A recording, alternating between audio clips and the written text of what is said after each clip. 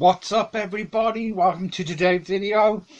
Today we're going to talk about Foreign Secretary Dominic Raab and his views on the surrender agreement. Then we're going to look at the blowback from the Lib Dems decision to go all in on revoking Article 50. So we're going to start with this from Huffington Post.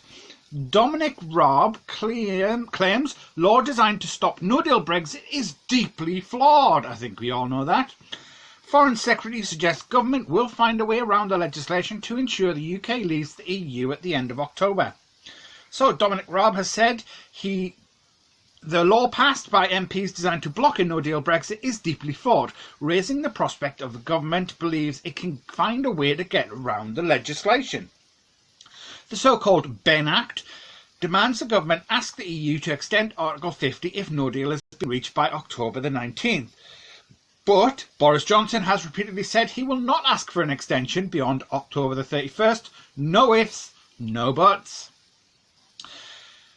Asked by BBC's Radio 4 Today programme on Monday morning whether the Prime Minister would obey the law, Raab said, "The government is always going to behave lawfully. I think the suggestion otherwise is nonsense."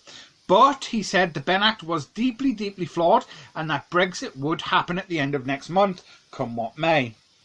The precise implications of the legislation need to be looked at very carefully, he said. So now, it seems to me that it's quite strange, the message coming from Boris Johnson, and it's very much at odds with what is in this Surrender Act. So you have to question, do they have something up their sleeves?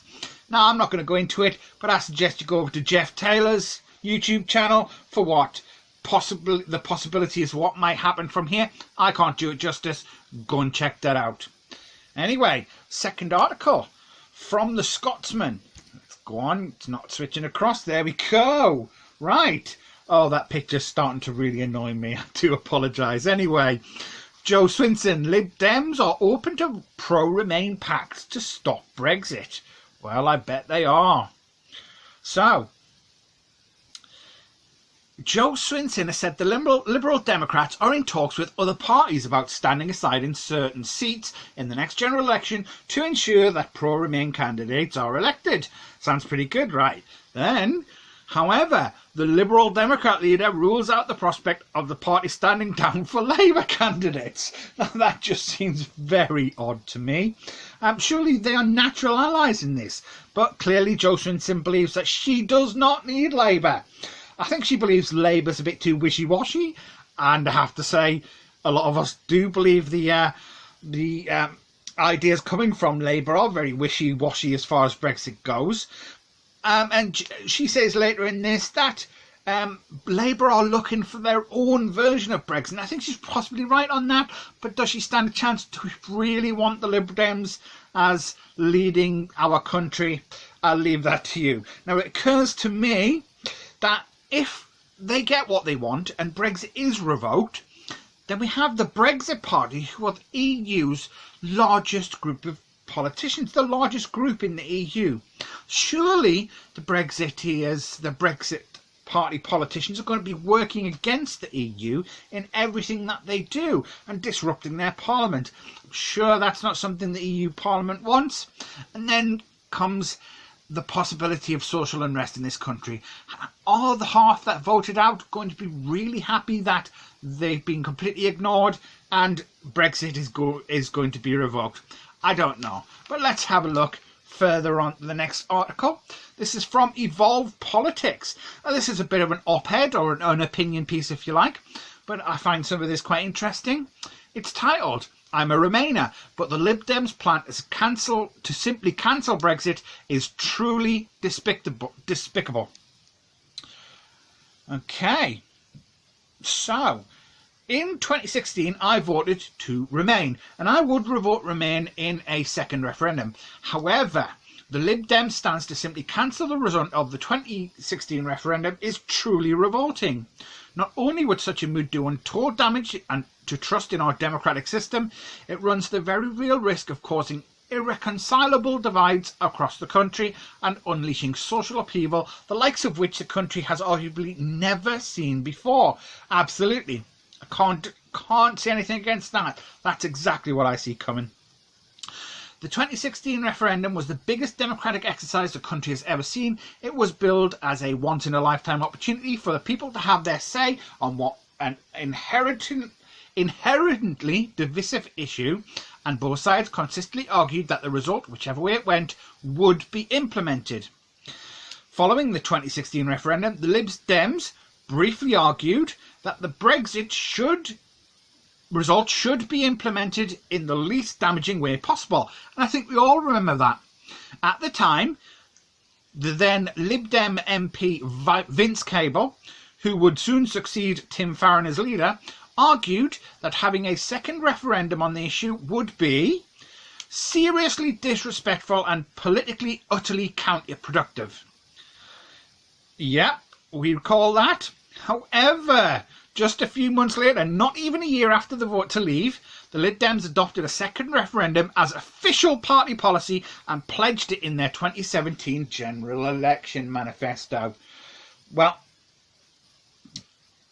sorry, let's just go down. Okay, so he goes on to say, yet what the Lib Dems are attempting to do, almost certainly due to lack of popular domestic policies, is to turn the upcoming general election into a de facto Brexit referendum. Not only does the Lib Dems' latest tactic ploy risk undermining our entire constitution, it also risks splitting the Remain vote and allowing the Tories through the middle to implement a disastrous no-deal Brexit. This writer says, I wholeheartedly believe that remaining in the European Union would be the best thing for our country, but the damage that simply cancelling the result of the 2016 referendum would cause would be far more catastrophic than having a second referendum and leaving with a sensible deal.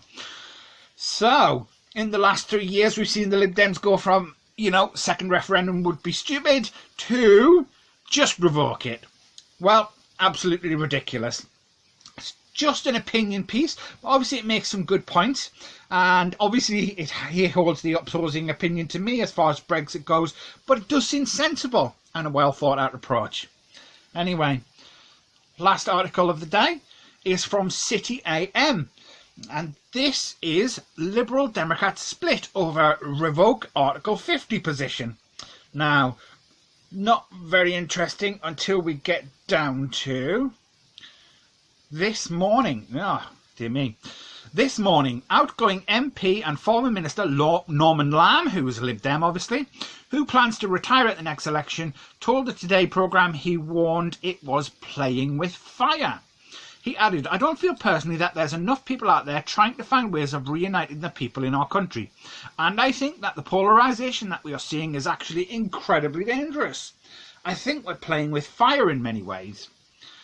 Lib Dem peer Paul Scriven agreed, tweeting, our new policy on Article 50 is wrong and we are bordering on becoming, I think he meant bordering on becoming extreme on Brexit. We will not help to bring this country together if we unilaterally act in this way.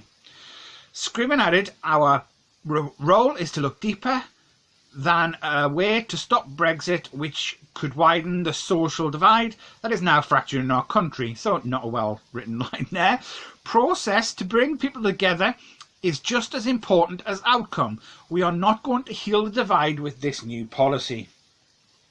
Now, from all of this, it would appear that the Lib Dems are trying to further split the country. This is a very dangerous game. Now, I think we should look out in the news in the next couple of days for people calling out this BS. Really do. Anyway, keeping it short. Thanks for the video, guys. Like, share, subscribe and comment below if you appreciate what we do.